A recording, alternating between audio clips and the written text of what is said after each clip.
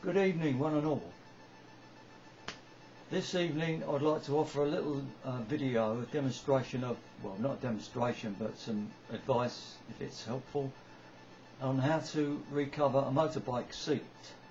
A lot of guys who ride motorbikes, they're a bit stuck when they have to change their seat over. Even if they can get, a ready-made seat online, they're very tricky to actually put on, especially if you haven't got the right tools. I get no end of people asking me to put seat covers on for them, which I'm happy to do. This is just to give you a few pointers in case you feel like having a go yourself. Now, I made a little script here of what you're going to need.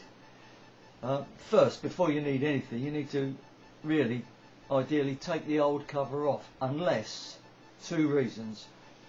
The first is the top cover, the original cover that you're going to take off, might be glued to the foam underneath. If it is, don't take it off, don't even try, because you're going to just rip all the foam and you'll lose all the shape and everything. So that's one reason. The other reason, which will come to me any minute now, is sometimes it's just a waste of time. The seat's there, it's all ready to go, it just needs, and it's all smooth, and it just needs a new cover put on top of it. Well, if you're in a real hurry, and nobody's too bothered about the poor old next upholsterer that's going to have to take the cover off again, two covers, then you can cover over the top of it. And sometimes it's advantageous because it keeps the shape, like I say, keeps any loose bits that are cracked, falling apart altogether underneath, underneath the cover. So you've got something solid to just put your new cover on. Having said that, I usually take the cover off. So you can tell when the foam's going to be okay underneath usually. So that's what you do. Now you need to get some vinyl. I almost always use black vinyl. There's nothing wrong with that, unless somebody wants me to put a ready-made cover on that they've purchased themselves, which it could be anything. But black vinyl, you can get away with a lot with black vinyl. It's unobtrusive, doesn't show the dirt, does it? So that's available from Mulber's Fabrics in Barnstaple. Straight over the counter, $11.99 a metre. That's what I paid for it, and that's what I charge for it.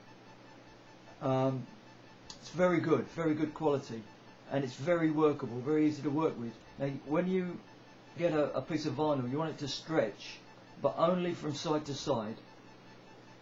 Imagine you're getting it straight off the roll. Well, up and down, you don't want it stretching from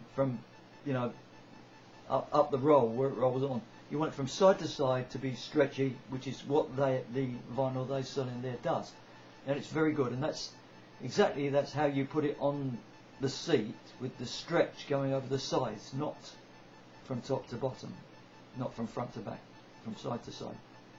That's the best way I've found anyway. Now, your tools. This is what is absolutely essential. That is just a screwdriver, nice long one, quite a sturdy one, plastic handle. But you see the edge there is ground off. I'll show you against the black. It's ground off at an angle like that, which enables you to get in and prise out the old staples. Don't try to take out one at a time. Don't try to take them all out one at a time. Prise them open, just so that it's standing on one leg, about half of the seat. And be careful that you don't rub your hand up against it accidentally, or you'll get a cut hand. It's quite annoying. But once you've done that, you've done half the seat, then you get your next tool, which is a nice pair of sturdy pincers. I've had those for 25 years, and they're as good today as the day I bought them. And it says inside, foreign. Right. Sometimes the nose on that is a bit too hefty to get into the detail of where the staple comes out, so that is nice as well. Nice pair of long-nosed pliers. Long-nosed pliers. These are the staples I use for most things. They're 10mm, and the reason they're good because 10 metre is going to go in there, it's going to stay in there. There's one thing you have to be careful of. When you get to the front where the foam is very thin, and it's where your leg, the top of your leg is, and your knee area is going to be, where it rubs against the seat, don't use 12mm, 10mm staples because they'll protrude through the foam, plastic and the foam, even the top cover, and you'll find a lot of people have got very nasty grazes on their legs because of that. So I try to avoid that, and I use something like 6mm on the front. But a lot of seats don't have that very thin at the front. They're all quite well packed out right up to the front. Now, what you put them in with could be a number of things. You can get a hand staple gun. The best one I found was a Rapid. There's a make called Rapid, but get the good one. I mean, it'll cost you about 20 or 30 quid, about 30 quid now. But they're very good. But if you're using them all the time, then you're going to find you're going to get repetitive strain injury. You can't avoid it. And after using those for a few years, I saw the light, and I got myself a compressor and an air stapler. The only problem with those is they make an awful lot of noise, only when they're filling up with air. Once you've expended all the air that's in the tank, then that's the only time they fill up. Otherwise they're just quiet. But once they're filling up, they can be a bit of a pain to the people around you. I mean, it's really, really loud. Especially if people don't realise you're just stapling it away, and you think that's all the noise. They think that's all the noise you're making. Suddenly that thing kicks in. They think the place is blowing up. The other alternative, other than those two, the third alternative is what I'm using today.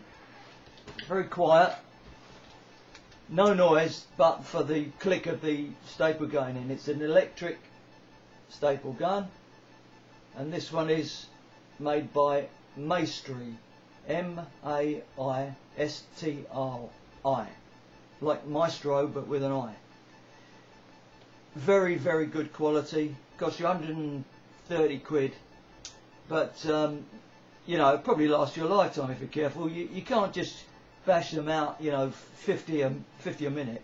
The maximum of these is staples 20 a minute, because you don't overload the engine. It's quite sophisticated, really, the way it holds the power in there for the next one. So that's that. You've got to get the right staples for the right gun, but they're all standard in industrial sizes. They're all standard. I use these because they're cheap. They're the cheapest you can buy. You don't need to have a wide crown. Some of them have got a very wide crown, and of course the wider the crown is on the top, that means the less chance there is of the staple going through the vinyl and cutting right through it. You get to know just how much pressure to put on, but sometimes it goes right through it. But I find that's not really a prohibitive disadvantage. You don't want to worry too much about the crown size, and they're a lot cheaper. Let's see. If you haven't got a plastic seat, most of the seats, the shells of the seats are plastic, kind of almost like milk cartons, plastic milk cartons. Well, you can get a staple in those, no problem at all. But some of the older seats are metal, they've got metal shells. You won't get a staple in them for love or money. So what you want is one of those. It's just a hot glue gun. This is the mini one. You can see how big it is. It's very small, but it's as good as anything, really. As good as anything I've found. you know, they do the work themselves. You haven't got to labour over how much glue you're putting on. You know, as long as when you put the glue in, and by the way, they're 11mm sticks. 11mm. There are two sizes. That's the one you want for this gun. And you can buy the glue sticks separate from the gun. Once you've got the gun, you've got it. But you can buy the sticks anywhere for, you know, as long as they're 11mm. Now, when you put it on, make sure you're ready to make the bind. You'll trial and error it'll be for a long time, you know, but you'll find it's right in the end. But when you are ready, when you've got the hang of it, you can know that when you put that vinyl onto the metal, that's the go you've got. It won't be the only go you've got, because you can actually pull it apart and rip it apart. But you don't want to be doing that too much. But you've got to do it immediately. You see, that's what I'm saying. You can't let this cool off once it's in there. Once you've done your splodge of glue, you can't let it cool off, or it won't make a purchase, won't make a bind.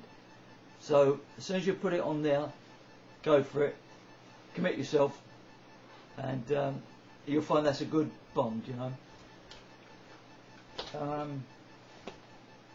I don't think I've left anything out as far as tools go, but the only other thing is, and there's no time for it in this video, if there is another one, but there's no time in this one anyway. But it's the sewing machine. Okay, now the sewing machine, oh, it's an area of mystery shrouded in darkness. But it's not really. The only thing about a sewing machine is getting it set up right. It's like a guitar. A guitar, you can have a £500 guitar. If it's not set up right, you're wasting your time. And by the way, go to James Millman in Butt Garden Street, Bideford, if you want your guitar fixed up, or you want him to make you a guitar, because he's a wonderful guitar maker. But, advert over, the sewing machine has to be just set up right. Has to be just right, and then you can go do it. You know, don't matter if you make a few mistakes, break a few needles, so what? You can even use a hand machine, because I used a hand machine for about 5 years before I got the idea of getting an electric machine, probably more than that, longer than that. And you know, I just realised that the joy of having an electric machine, especially an industrial machine, you know, I mean, you whip through things in next to no time, but you can do the same thing on an old hand singer, you know, for a £5 you can buy at some, you know, auction, or people can't get rid of them. They send them out to Africa, you know, because people use them out there. But yeah, you get one easy. But use a good strong thread, you know, a proper needle, and that's it. And here's one I made earlier. No, I didn't make it earlier. I covered this for a bit of a laugh just a while ago, because I had a few bits of vinyl over, and you see it's all different colours, just to sort of demonstrate what you could do. I mean, I didn't take any, it's not really an artistic artifact, as you can see. It's not a work of art. And by the way, underneath doesn't have to be a work of art either, because nobody sees it, do they? Nobody sees it. And as long as that seat is on there sturdy, that's the thing that matters. Taking all the surplus off is, you want a really, really sharp knife, a razor sharp knife. Don't cut yourself. But the idea is not to move the knife, but it's to pull the vinyl and let the knife move just behind it. So the pulling of the vinyl is actually doing the cutting, and you'll find that works a treat.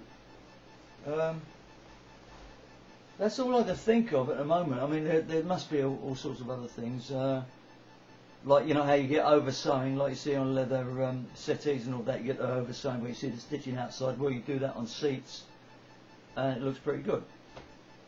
But that's just another thing. So I hope that's been a little bit helpful for you. Maybe not. Maybe I'll see you around at my place and you want me to do your seat for you. Well, I'll be happy to do that anyway. So thanks for looking in, and I hope you enjoy yourself. Good evening.